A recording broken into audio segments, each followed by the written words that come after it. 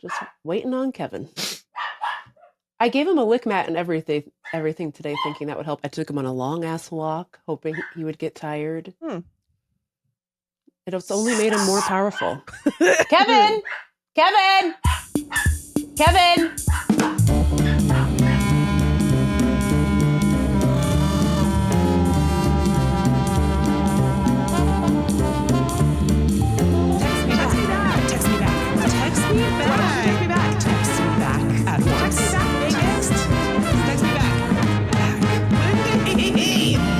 Listeners, bad news. New York Times bestselling author Lindy West has hit her head on something. And now she's sad. It's true, Megan. That's right. I was up here in my attic office where I work. I was lying down on one of my 3 beds that I have in my office. And then I was coming over here to podcast and I walked head first into a beam. Damn. And now my head hurts, Megan.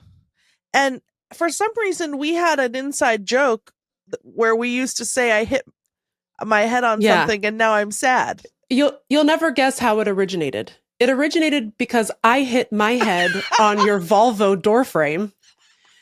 And you said, "Are you okay?" And I said, "I hit my head on something and now I'm sad." And I said that, I think, 23 years ago. And we never stopped. We never stopped saying that shit. I can't believe you remember the origin of course. Anytime I tell a good joke and somebody laughs at it, that gets locked away in the vault. A good joke. It's a good joke. I hit my head on something. Yes. It doesn't matter if it's a good or bad joke. Do people respond in a way that gets the serotonin flowing? Then it counts. I hit my head on something and now I'm sad. No. And unhappy. And ass? Dad? Anyway, welcome to Text Me Back Podcast, the only podcast. I'm Megan Hatcher-Mays. And I'm her twink son. Not pictured, the sapphic. I told Megan, I got a good one for the intro. You say I'm Megan Hatcher-Mays, and then I'm going to say my joke. And then nailed it. Yeah.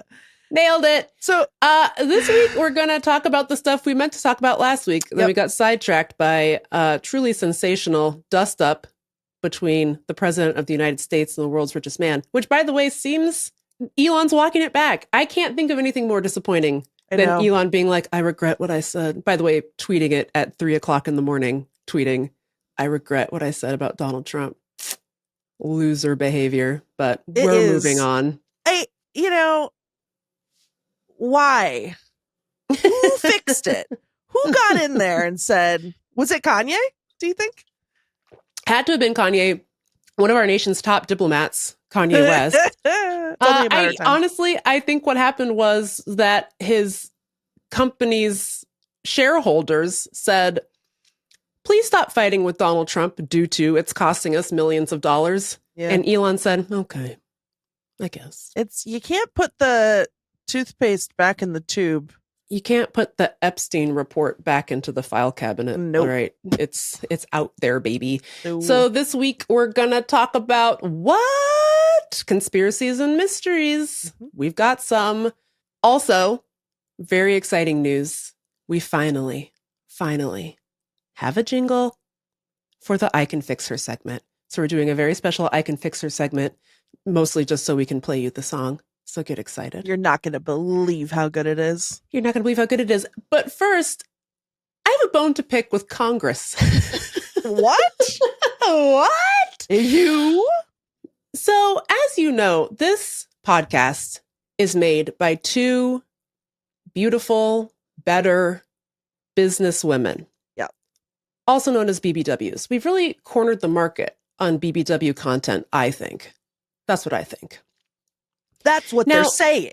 That's what they're saying. And they're saying it more and more. So anyway, so imagine my disgust, my anger, my rage when I read an article that Minnesota Senator Amy Klobuchar is holding a congressional hearing that she's calling Trump's big betrayal of women. In other words, Amy Klobuchar is holding a BBW hearing in the United States Senate. And have I been invited to testify? No, despite being the nation's leading expert in BBW content. Whatever you say, Senate Democrats, whatever you say, I'm outraged. By the way, I'm not joking. Yeah. Nobody on Amy Klobuchar's staff thought about that acronym a single time. And now here we are holding a damn BBW hearing in Congress. It's like, how could you take the big, beautiful bill and whiff the response in like so egregiously that it's even more embarrassing than big, beautiful bill? How did you do that? How? I'm honestly impressed, if I'm being honest. Not the big betrayal of women. Are you doing a satire? Is it? I know this is a cliche, but is this an Armando Iannucci TV show that we're in? Because not the BBW hearing. Amy. Hello? Amy said, we got to get our big, beautiful legislators together. We need to gather our BBLs. That's step one for this hearing. We need to get all the BBLs. And we need them, really sounding the alarm about the BBW. Trump's BBW. What is wrong with her? What is wrong with her? I don't know. Like, okay, if you were Amy Klobuchar's on her staff, is it too scary to be like, yes, Ames, listen, yes, we can't call it that because that's a sex word. I mean, excuse me, because that's already copyrighted by a famous podcast. Yes, because that stands for Better Businesswoman and it's trademarked by the Text Me Back podcast, the only podcast. Yeah. That's what they said. It's just like too scary. Yeah. And then allegedly she threw a stapler at them. Allegedly. So you got to be a yes BBW. That's over what there they say. If you want, that's what they say about certain Senate offices in particular. That's what they say. You got to go with the flow, and you don't ask any questions. Okay, so has there been has someone told her? Like what? Well, I posted about it on Blue Sky. Hopefully it gets to the right. Hopefully it gets to the right chief of staff. I don't know. Most importantly, I hope it solves all of women's problems, which I think it will. Yeah, that's my other question is like, what's the point? We gotta we gotta have a hearing about whether or not this is bad for women. Obviously, it definitely is, but it's also like it's not a authorized hearing. It's what they call a shadow hearing. So if like the majority doesn't want to hold a hearing on something, you can hold it's really just a round table. Meagan, I think we call that a party. It's just a party. You're having a slumber party. Depressed. Yeah, it's a depressing party. And I wasn't even invited, despite being this nation's top BBW. That's crazy. Amy? Also, you know what Amy did? Also, yes, macroaggression. She announced this on your birthday. She did. She said, "Happy birthday, bitch." She said, "Happy birthday to one of the lesser BBWs." Signed, Amy. She said, "We're having a party, but it's not your birthday party. It's a BBW hearing. It's not a big birthday week. No. It's the big betrayal of women." Amy, don't say that it's a BBW. It's so don't crazy. Say. I mean, look, I feel a little torn because it's like, look, this still counts as doing something. You want people to do things, whatever. Sure. I don't want to complain too much, but it's also just like, just today, United States Senator Alex Padilla was dragged out of a press conference, thrown onto the ground, and detained by Homeland Security officers. And it just feels like farting in the wind to be like, I'm having my BBW hearing. Hope you can make it. And it's just like, they're literally, Kristi Noem is saying, they're not hiding the ball. She's saying, she said this today on Thursday, June 12th. we are not going to leave until we liberate Los Angeles from the socialists. So objectively, like just saying it out loud, based on the political ideology of a given place, we will invade with federal law enforcement and the military if we don't like your government, your local government. And it just feels like a mismatch between the big betrayal of women shadow hearing and senators and members of Congress getting arrested and indicted by the Department of Justice. It's hard to proceed through life with these two different things happening at once. Is all I'm going to say. And it's that thing where, like, I'm following your lead. I certainly don't want to besmirch the hard work of Klobuchar. Sure. Thank you for saying something, I suppose. But it feels like that, like, liberal impulse to be like, yeah, I called him the Cheeto Man. I don't know. Like, he's sending, like, the U.S. Marines to mow down your teenage son. I don't know. I mean, it's like, I get it. Like, when you're in the minority, there's very little you can do. And our country has not faced an authoritarian like this in 249 years.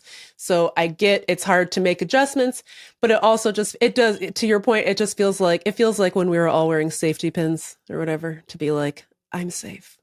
You can talk to me. Like, okay. I couldn't be an unsafe person who put on a safety pin to trick you. Or I'm posting a black square on Instagram. It just feels a little small. It's small, and it's like maybe people found comfort in the safety pin, or maybe people are finding comfort in the BBW. We don't know, and that's great. That's Look, great. Okay, BBWs for all. BBLs for everyone. A BBW on every kitchen table. That's what they were saying. So absolutely. But I just, man, what a scary time that I don't like. Actually, so watching this video stuff today, I will be honest, I am scared. That's really scary. Yeah. My heart was fluttering, and I don't want to start a fight with you right now.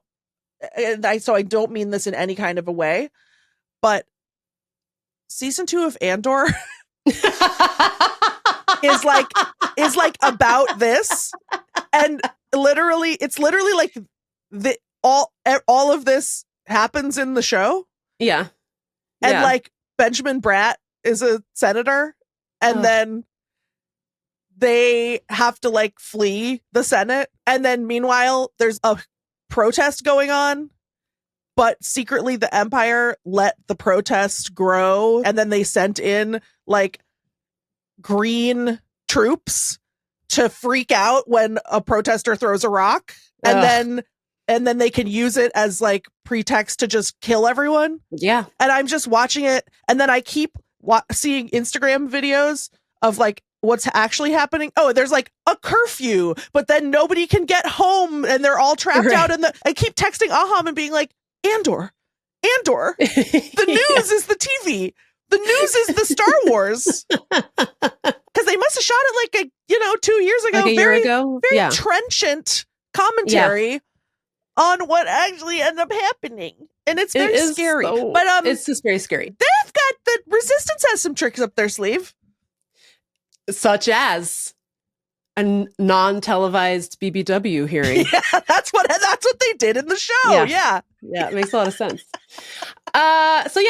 Again, we hope this podcast is helping you cope through a very difficult time. It's helping us a little bit. But stay safe out there. Be careful, and we love you. My mother is going to go to a protest on Saturday, which is like no King's Day. Yeah, solidarity with the LA protesters. And I was over at her house yesterday, and she was like, "Hey, do you know how to make custom T-shirts?" And I was like, "Yeah, it's not that hard. There's lots of websites where you just upload your design, and then they'll make it for you." And she was like, "Oh, because I have an idea for a T-shirt I want to make for the protest on Saturday." And I was like, "Saturday? Well, it's Wednesday." So we needed to have started this 3 Wednesdays ago. But tell me more. Maybe there's some place like in Seattle that does like cheap same day iron on, whatever. I don't know. I'll do some research. So she was like, I want to get a t-shirt that has that like iconic image from Kent State, that image where this woman is kneeling over her dead friend and she's screaming. And then I want to say never again underneath. Because she was like, I remember when that happened, and it was like one of the scariest days that I can never remember in my life. And she's like, I think people don't remember about that, which is like probably true. Who knows what they're teaching in the schools these days, because they've closed the schools. They've closed the schools. Who knows what these kids are learning? So I was are our children learning? No, they are not.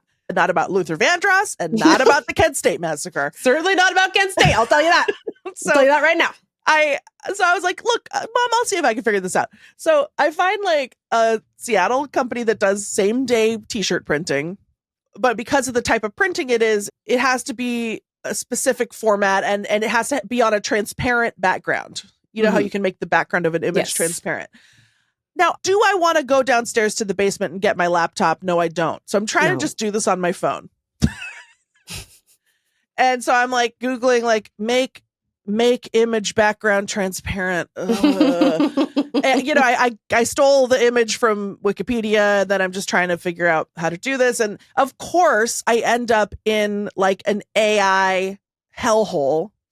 And it's like, oh, I can make the background transparent. Here, I did it. Click here to download, and then it's like download the app. So then I'm like, okay, I gotta help my mother. So I download this app, and then it's like subscribe to the app, and then you can have it. And I was like, ugh.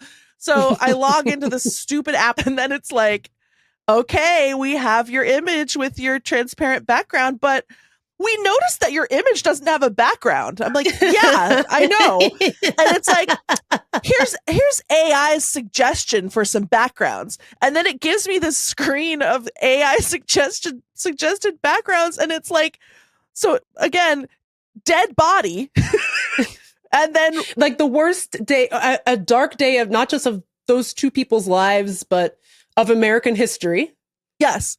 Dead. It's oozing pathos. Yes. Murdered college student protester lying dead. His friend on her knees screaming to the heavens. Yes. And then the AI is like, what if the theme was coffee shop? And then it puts this background where it's like a cozy coffee shop. She's on her knees screaming. And then there's a bin of coffee beans, and the corpse is face down in the coffee beans. God. And then it's like, what about sunset? And then they're on like a dock in a beautiful lake. And then there was like, what if the theme was baby shower? What if you gave it this background? Marble countertop. It's like they're in a kitchen, but they're really small because they're like on the marble countertop, like they're tiny people on a giant's counter. And let me tell you, I've never laughed so hard in my life and cried. Everything about being alive currently is horrible. Tell me again that this is going to replace art. Yes, a human artist. I don't think so. It's sorry, artificial what? Intelligence? Oh, really? Is the intelligence in the room with us right now? Is it? Because you've put a dead man in a bag of coffee beans. So yeah, one of them was like, the theme is berries. And then it's just like bowls of raspberries all around. And she's like, like screaming. Oh my God. But like, it seems like it's not an artificial intelligence so much as a huge dumbass. Well, who am I to question the genius of Silicon Valley? Dude. So why did we I don't know. Yep. Anyway, the geniuses have better PR than we do, I guess. If you own a t-shirt company and you would like to travel back in time and give my mom a Kent State t-shirt last Saturday, get in touch. Give us a call. Just waiting on Kevin. I gave him a lick mat and everything today, thinking that would help. I took him on a long ass walk, hoping he would get tired. It's only made him more powerful. Kevin! Kevin! Kevin! All right. Okay. Well, you know, there's no good way to segue away from AI death, but we did get a jingle for I Can Fix Her from listener Krista. And it's so funny and so good that we had to create an I Can Fix Her segment for this week's episode so that we could play the song. You know what, Megan? The jingle is so good and so beautiful and so, I mean, you'll hear it, so special. The jingle itself has fixed some part of me. Yeah. Deep inside. I think so. I'm no longer scared. Yeah. Thanks, Krista. Thanks, Krista. All right, enjoy. I can fix her. It's so funny. Thank you, Krista. It's so dumb. I love it. The cry. What is that? Is that a loon? Yeah, I think it's a loon at the end there. Lindy, what's fixing you these days? Megan, okay. I don't like to shave my legs. Nope. Too far. They're too far away. You know? I don't like reaching down there. You got to do it. Oh, you got to reach down there again and again. You got to like, Who has the time for all that reaching? I don't like to be in the shower that long. It's just annoying. I don't like anything about it. When I lived in the city, I used to go to my friend Belinda, and she would wax my legs and she would wax and tint my brows, which was nice. If you want, well, most people have visible eyebrows, but if you are a pale ghost clown like me, number one beauty tip is just make your eyebrows visible. Yeah. I never felt better in my life than when Belinda made my eyebrows visible. I will link to Belinda's business in the show notes. Well, did she used to work at Vane? She used to work at Vane. She did my wedding makeup. She did. Belinda. Oh, yeah. I love her so nice. much. Yeah. She's such a wonderful lady. Yeah. She's absolutely the greatest. So I used to go to Belinda. Now I live in the woods. Mm-hmm. Look, all my hair is like transparent and invisible, but I don't put lotion on. So sometimes I look down at my legs, and in the right light, I can just see like, I can see this it like all. scraggly, dry forest of like little whiskers, like Sure. And they're like thin, but they're long, and they're like shimmery, and there's just something about it that repulses me. Yeah. And I wish I could be like the kids of today, because the kids of today, many of them are like unburdened by hair removal. Yeah. They've got the armpit hair, they've got the leg hair, and I want to be that person so badly. But it's over for me. It's so ingrained in my mind that body hair is hideous to gaze upon. By the way, it doesn't bother me when I see it on other people. But for me personally, it's that same feeling of like, ugh, gross, which is a weird way to feel about your own body. Yeah. Something to work on. But man, do I hate it. I think, I don't know if this is true, but this is what I tell myself, that if I was more accepted as like a feminine person, like I feel like being fat, I'm not able to perform femininity in ways that match sort of my gender identity. Yeah. And so then there are just certain things that push me over the edge where I'm like, I can't. Well, you know but what I mean? also, you know, when you're in a bigger body, people are less gracious about what society deems as like dirty or whatever. It's like you can't get away with missing a shower day or whatever, because society already has this like view of fat people as being like slovenly and dirty also, which is like not true, obviously, but like obviously not true. But you can't. I mean, did Lindy wash these guys? That's not important. No, I did. Look, they're just too long. Your bangs do look very freshly washed and beautiful. They're clean. But it's like you can't engage in sort of like subversive fashion choices if your body is under attack by society at large. Like you don't have the freedom to be like, I'm not going to shave my armpits or whatever. Yeah. And now, okay, do I shave my armpits? No.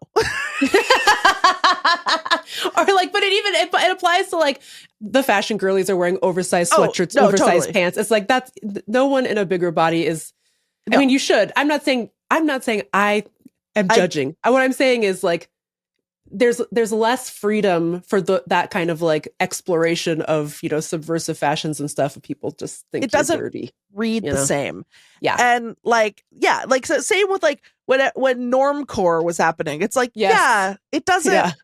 I've always been allergic to that thing where really hot people wear really ugly things. Yeah. To be like, see, look what I can do. Like, it's normcore. Well, and also that was just unfair because they were having plus size children in business casual from like 8 years old. So you guys were being sort of forced like non-consensually forced to be normcore.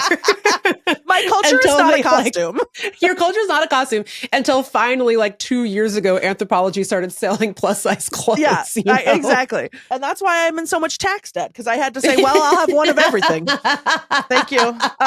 Thank you. But it's weird because you really can't see my leg hair. My armpit hair, it's like, I don't know. It's just like, I almost would like it more if it was dark. Like, I feel like it just looks like a weird, fuzzy, like, like a dusty, I feel dusty all the time. Sure. But anyway, here's what fixed me. I'm so excited about this. And I think I should check my privilege. My hair is really fine and sparse. So you do have like Nordic hair privilege. Right. Like, was it you who used to always be like, do you shave your arm?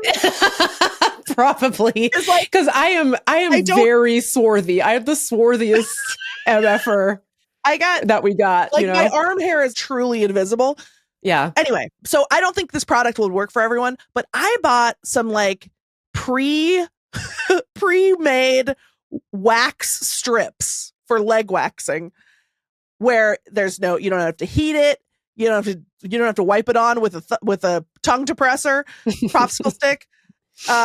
You just peel the strip and then you put it on your leg and then you rip it off. Nice. I had the time of my life doing this, Max. It was so fun. I was watching TV. You can't watch TV while you shave your legs. No, you can't. I was watching season 2 of Andor. Sorry to say.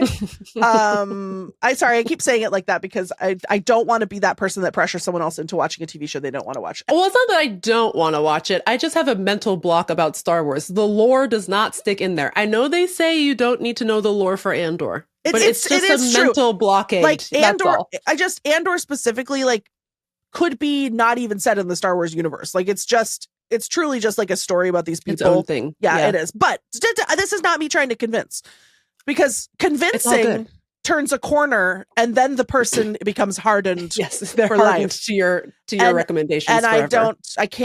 I can't tolerate that. I will die. So anyway, so I'm waxing and look, did I have to use like 35 strips? Yes. 1,000%. Do I need to already order another box? Yes. Am I going to? Yes. I loved it. And then it comes with these little like skin oil moisturizing wipes that like get off any wax residue and also moisturize your legs. Nice. I just feel like $1 billion. It wouldn't work on my armpits. Whatever. That's fine. I don't care about my armpits. If there's just something about my leg hair that I don't like when I see it glisten. And and now it's gone, baby. Yeah. And I'm fixed. Rip. And I didn't have to stand in the shower for 10 minutes, bending over, standing up, bending over, standing up, rinse the razor, bend over. It's really the rinsing of the razor that causes the greatest distress of all. It takes forever. It takes forever. And then I imagine all the little hairs like down in the drain, forming sort of like golem. A golem. Not a golem. Not a golem. A golem. Yes. Not a Smeagol. Not a Smeagol. Well, congrats. Thanks. I'm pretty excited. And I also bought, I haven't tried them yet, but I did buy tiny little ones for eyebrow shaping. Because I also don't like plucking my eyebrows. No, me neither. And that's why my eyebrows are they just do whatever they want. Well, your eyebrows are beautiful. Thanks. They have a very beautiful natural arc. I don't know why I think that it's really the tinting that is the bigger impact. Because again, you can't see they them. are invisible. Yeah. So I don't know why I think that the waxing matters at all, but it just seems kind of fun. I don't know. I guess I'm on a beauty arc. So congrats. Do you want to know what fixed me? Literally more than anything, because you teased it. You told me you were going to do one thing, and then you said, "Oh no, I thought of something better," but you didn't tell me what the better thing was. Which, by the way, can I say that the original thing was just electrolytes, which is so funny. Yeah, because literally, yeah, your body needs that. yeah. I went to the doctor yesterday, and she's like, "How are you feeling?" I was like, "Deb, I've been drinking water. Sometimes I put some electrolytes in there." Yeah, I was like, you guys were not joking about being hydrated. Like, that actually makes you feel better. And she laughed and she said, yeah, we're not like taken in by big water. And I said, I get that. I understand that now. I get it now. Deb, do you want to be on a podcast? Does she want to be on a podcast? I love Deb. No, but I don't want anyone to know who Deb is. I'm so scared that she's going to get too popular and then I won't be able to see Deb anymore. Okay, so I went and checked my mail. I love to check my mail. I almost never get mail, but I check it every day, just in the off chance I get something interesting, you know? And I got something in the mail that I didn't even order. It just came to me. And my life is fixed. And I'd like it to share with our listeners now. It's a book called The Way to Happiness, A Common Sense Guide to Better Living. And it's got a very sort of pastoral image on the front of a dirt road. And some trees, a little Thomas Kincaid vibes, I would say. And I was like, what's this? I was like, have I been sent something by the Jehovah's? Because it has a very distinct religious it's giving to it. Jehovah. It's giving Jehovah. It's giving assembly. And I open it up and, the first page,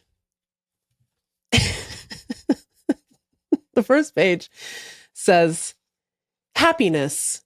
True joy and happiness are valuable. If one does not survive, no joy and no happiness are obtainable. Trying to survive in a chaotic, dishonest, and generally immoral society is difficult.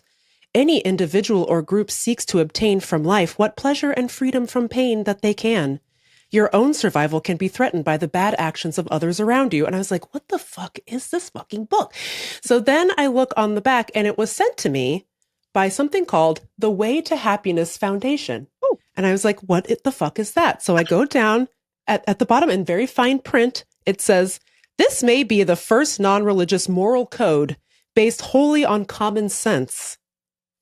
It was written by L. Ron Hubbard. No. As an individual work and is not part of any religious doctrine. And then it goes on to say, as such, you can distribute this in government buildings. Jesus because Christ. It's not technically a religious book. Dude, come on. So then I open this bad boy up just to see what kind of advice I can get here. Number one, take care of yourself. That's a good one. 1.2 underneath is keep your body clean. People who do not bathe or wash their hands regularly can carry germs. They put you at risk. You are well within your rights to insist that people bathe regularly and wash their hands. What do you mean, well within your rights? It's in my rights to insist. Yes. That's fatphobic. That's fatphobic. And then 1.3 is preserve your teeth. That's important. Number 2, be temperate. 2.1, do not take harmful drugs. Don't tell me what to do.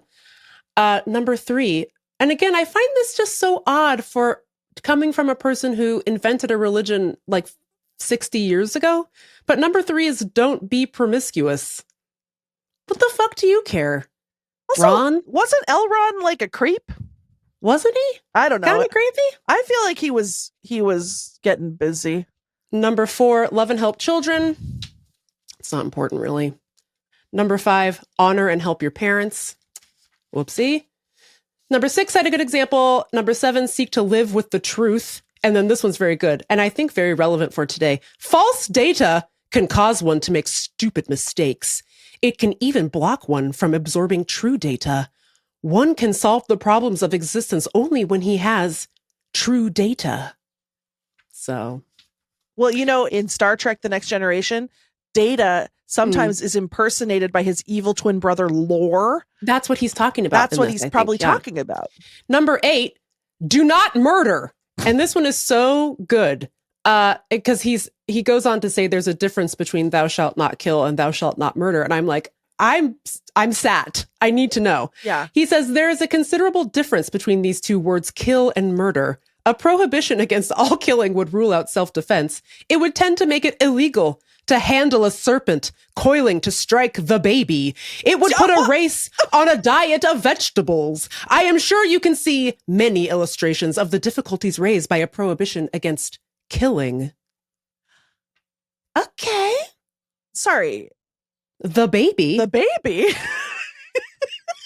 Why is the serpent coiling to strike the baby, first of all? Ron, I don't think snakes do that. How did the serpent get into the baby's house? And then it says, number 9, don't do anything illegal, which I feel like we kind of already covered. And then number 10, no, this is important. Number 10, support a government designed and run for all the people. Oh. So he's pro-democracy. Okay. Anyway, it goes on like that for some for some pages. Number 13, do not steal. Again, I think we covered that with don't do anything illegal. Yeah. Also, so hold on. This is the guide to happiness? Yeah. What if you Are you not happy yet? Well, but what if you're unhappy because a thief stole your favorite stuffed animal and then you have to steal, or it's the baby's, maybe it belongs to the baby and you need to steal it back from the thief, from the serpent who stole the. Yes. I'm just saying, like, there's mitigating circumstances. So I'm just saying, look, maybe you all out there fix yourselves by engaging in the vulgar act of exchanging capital for items. But not me, baby. I found my way to happiness, and it's by grabbing the serpent coiling to strike the baby. And I am fixed. So I just want to thank the Way to Happiness Foundation DC chapter for fixing me Meagan, with this item. Meagan. Yes. You know why you got that, right? I do know why I got it. It's because they heard what I had to say. I think one person in particular listened to the podcast. Tom, if you're listening, I'm fixed, baby. My thetans are clear, homie. It's all thanks to Mission Impossible 8, Final Reckoning. Meagan, Tom Thanks, Cruise kid. listened to the podcast and then he sent you that magazine. I wish he'd send me a signed 8x10. I don't need this booklet. I mean, I do. I'm fixed because of this. So that's all it is. It's just a list of all the ways that you could get me happy. And then it says you should get more copies and you should give one to a friend. And then at the beginning, it says, why I gave you this book. Your survival is important to me. And then there's a footnote next to the word survival. And then the footnote reads, survival, the act of remaining alive. That's not what it's about. It's about happiness. You're supposed to be doing more than just surviving. You're supposed to be thriving. And you shouldn't be promiscuous and you shouldn't drink or do drugs and then you'll be happy. But what if doing drugs and being promiscuous is what makes me happy, Meagan? You're telling yourself a lie, bud. You need a copy of this book. I'm going to send this one to you. I'll get myself a fresh copy. Meagan, what if letting a snake kill the baby is what makes me happy? All I've ever wanted is for the snake to strike the baby. The baby. Oh, you know what, Meagan? This is both an I Can Fixer and a Snake of the Week. It certainly is. One moment, please. Snake of the Week. Thank you to Krista, and thank you to, oh, geez, I'm so sorry. I don't remember the name of Snake of the Week person, but I feel like your husband was involved and maybe there was a dog there too. Oh, no, that was Dog Thoughts. Yeah.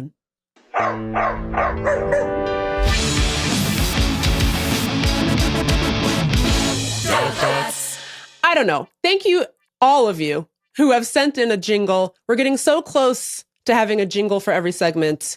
And thank you, Krista, for the beautiful I Can Fix Her jingle, which has fixed us. And thank you to the ghost of L. Ron Hubbard for fixing me on this day. And thank you especially to Tom Cruise. I know you're out there, bud. I know you're out there. And thanks to the baby.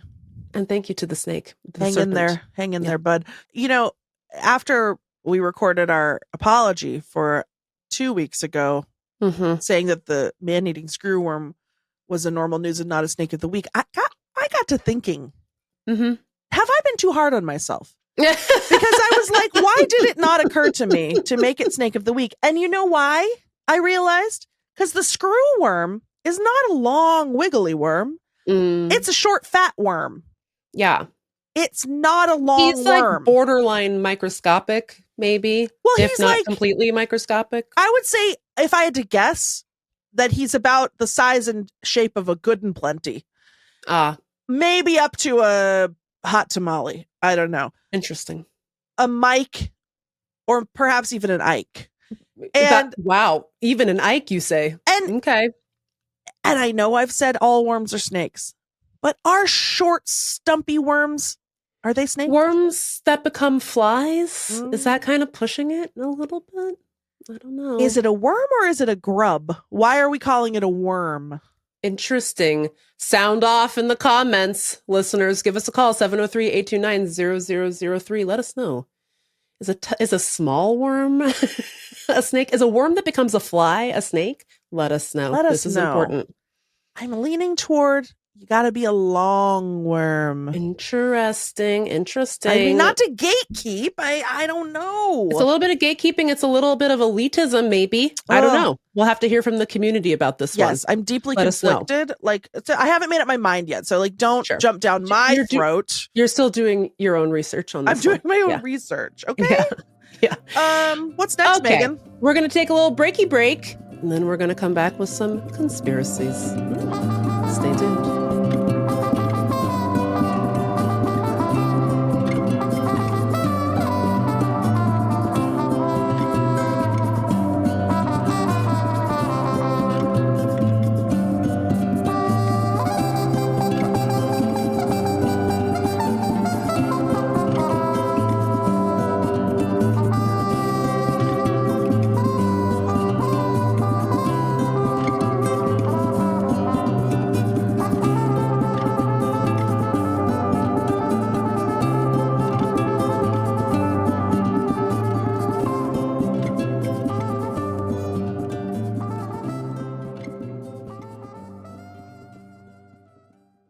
Listen, something's been on my mind, and I'd like to discuss it. Yeah. In a segment we're calling Conspiracies and Mysteries.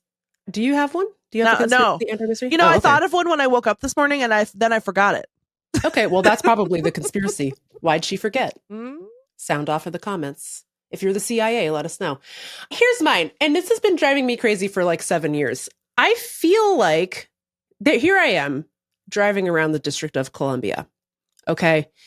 And by the way, people in this region drive like absolute fucking trash. They drive like shit. And people from Maryland, y'all are the worst.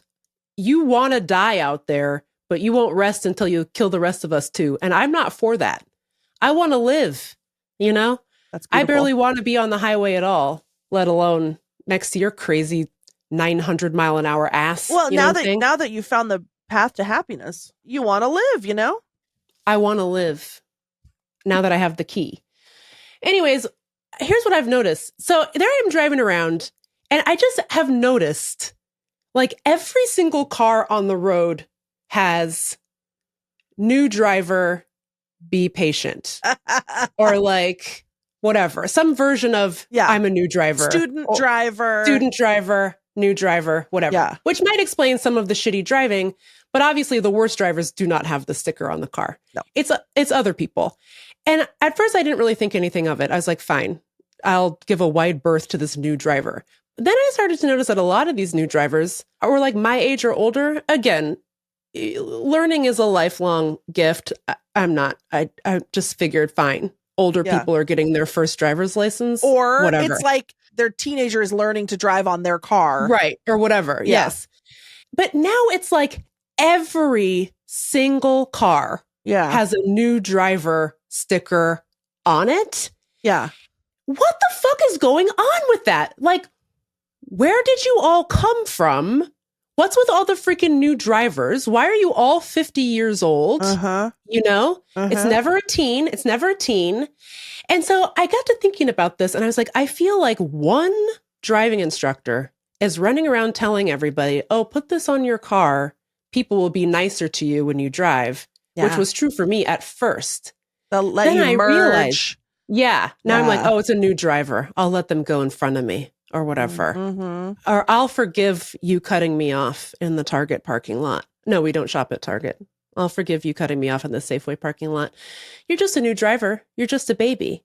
Yeah. But you can't all be new drivers. Not everyone in this city can be a new driver. Not all 750,000 people moved to DC yesterday and just now got their driver's license. Mm-mm. And now they have this new driver sticker. I feel like it's a conspiracy being perpetrated by Big Student Driver School.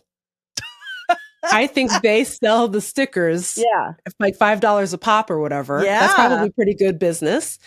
And they trick people into putting them on their cars because they're like, oh, to make people treat you nicer. Yeah. Even though you're not a fucking new driver. None of you are new drivers. I feel like we don't even need to lay blame on the sticker company. I think that all of these individuals are doing a nasty grift. Yes. And I want to place blame upon them. They are building a false sense of community. Listen, we're going through enough as it is, okay? You don't need to lie to me about your driving skills on top of everything else we fucking got going on, okay? And then, by the way, so I'm thinking like this must just be like a DC area thing where like so everybody got the memo that you got to put one of these stickers on your car so people will be nice to you.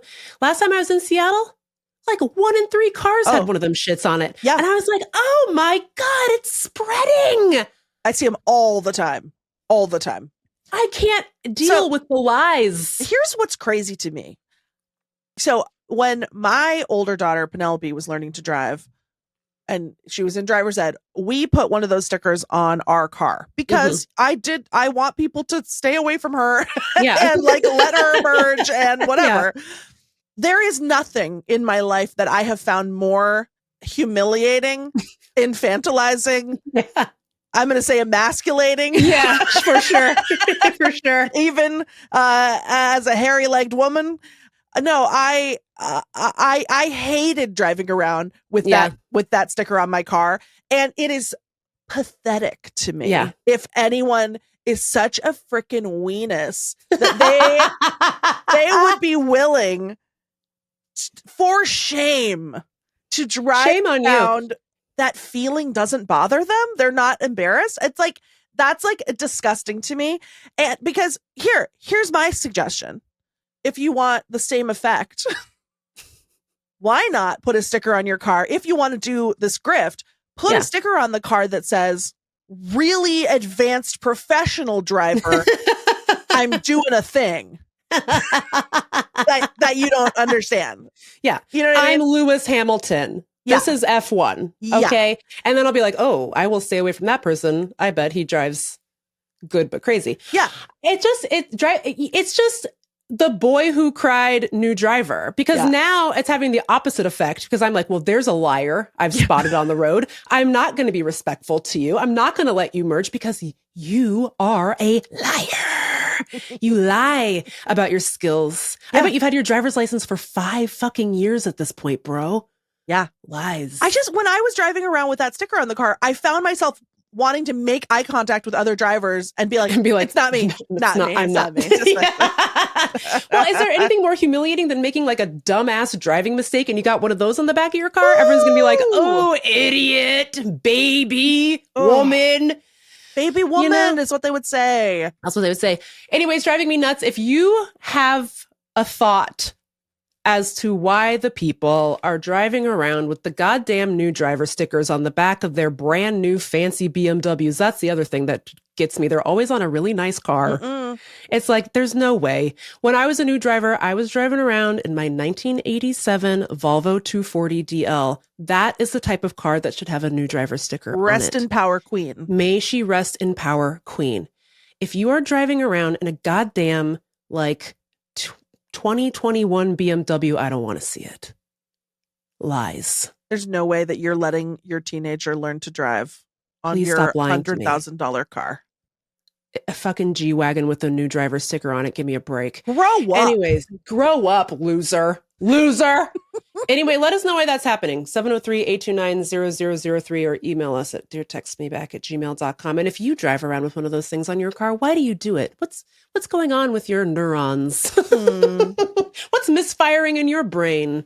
I don't like it. Expert driver. I'm doing maneuvers. Don't worry about what I get up to. I'm driving. Parentheses, good. I'm Sean Duffy. I'm allowed to do whatever I want. I'm allowed to do this. I rule the road. I have clearance to drive crazy. Yes. Don't ask questions. That's the sticker. I have the highest security clearance to cut your ass off in traffic. I'm Sean Duffy, baby. Yeah. Yeah. All right, let us know what you think. That's my conspiracy. Now we're going to take a break, and when we come back, the show's going to end, and then Lindy and I are going to go lay down, because oh boy, are we sleepy. Oh boy, I hit my head on something, and now I'm sad. Folks, she is sad.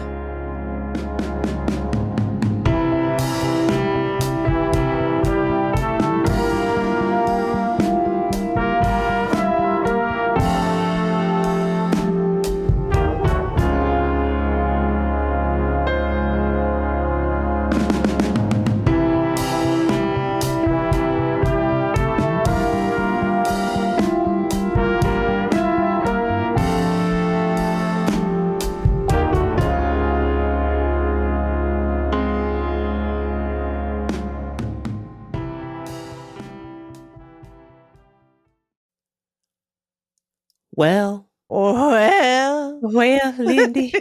Here we are again. Another scary week in the United States of America. By the time this airs, many of you probably did go to a No Kings rally on June 14th. I hope you all stayed safe. Let us know how it went. I live in DC. And I will be honest with you, I'm too scared to leave my house the entire day because Donald Trump will be holding a military parade, and they have already brought the tanks into the city. So I will be staying in the confines of my own home and not going to any counter protesting because I'm scared. Meagan said, tanks, but no tanks. Tanks, but no tanks, baby. I said, big, beautiful tanks. Big, beautiful tits. That's what I said. Anyway, thanks for just staying out in these streets and not letting them get you down. It's really rough. I hope the podcast is helping. By the way, we want to forewarn you that we will be taking the month of July off. Yeah. Because we are so tired, folks. So sleepy. And also, critically, Angel producer Allie is also taking the month of July off. And so you don't even want to know. We can't do it without Allie. Come on. Dog. You tried to put out a podcast without producer Allie? You don't want to hear it. You don't want to hear it. I tried to walk from the bed to my desk to record the podcast. I injured myself. And you want us to put a podcast out? I jostled my brains. But there'll still be stuff on the feed, so stay tuned. We're thinking about what we're going to do. It'll probably be like some best of stuff, some stuff that maybe originally was on the Patreon that you might not have heard. So there will be stuff percolating, but nothing new, because we will be sleeping for the whole month of July. I'm still not clear on did we or did we not ever find and release our very early segment about the dark underbelly of Popeye. Oh, of Popeye. Can you all write in about it? Because I thought we did. And Lindy doesn't think we did. And the last time we asked, nobody wrote in. I don't know what that means. Does that mean that we did air it or we didn't? If you're a super fan and you think you've listened to every second of Text Me Back and you have a mind like a steel trap, like a steel can of spinach, can you send us a message and let us know if you have ever heard a recording of Lindy West explaining to Meagan the deep lore of Popeye the Sailor Man? Please. Because if we haven't aired it, you're going to be hearing that in July. When we're speaking of tin cans, when we recorded in our tin can era. Oh, it sounds like absolute shit. Yeah, so get excited. That's happening. That's coming up in July. Get into it. In the meantime, subscribe to the Patreon if you want. Subscribe really to the Substack, Newsletter Me Back. Oh my God, how could I forget about Newsletter Me Back? The only thing keeping me going in these dark times. It's free for everyone all the time. Yeah. So sign up, baby. And otherwise, hope you enjoyed the show. Thank you for supporting the show. Yeah. We can't make it without your help. And oh boy, is life hard. So we really appreciate your support. And we love to visit with all of our besties in the Discord. And we're so grateful to all of you for being such a cute little community. Yes, thank you. And you too can be a part of it. Yep. If you subscribe to our Patreon, patreon.com/textmebackpod. The only Patreon for the only podcast. That's what they're saying. That's more and more. Oh, also the people said you're not allowed to play the Trump drops. I know. They dropped the frickin' hammer. But that's too okay. bad. But do you like my idea, though? I want to record you doing the impression. And then they said I could play that. Okay, so we'll just record me going, very rich. And then we'll add that to the very rich. Yeah, I think you got to do the collar thing. Seriously overweight. Seriously overweight. Very rich. now I feel too many eyes on me to do my very rich. I can go back. You did it great. Like I can just pull it from the older episode. Amazing. Yeah. Well, get excited for the very rich drop. Very rich. Very rich. Seriously overweight. Okay. Well, love you guys. Well, really a lot. And and thanks for putting up with 2 weeks of news. Oof. I don't know how you did it. I know how I did it. With my very own copy of The Way to Happiness, which may be the first non-religious moral code based wholly on common sense. It was written by L. Ron Hubbard, famously non-religious philosopher. Get into it. We love you. See you you next week. See you next week. Mwah.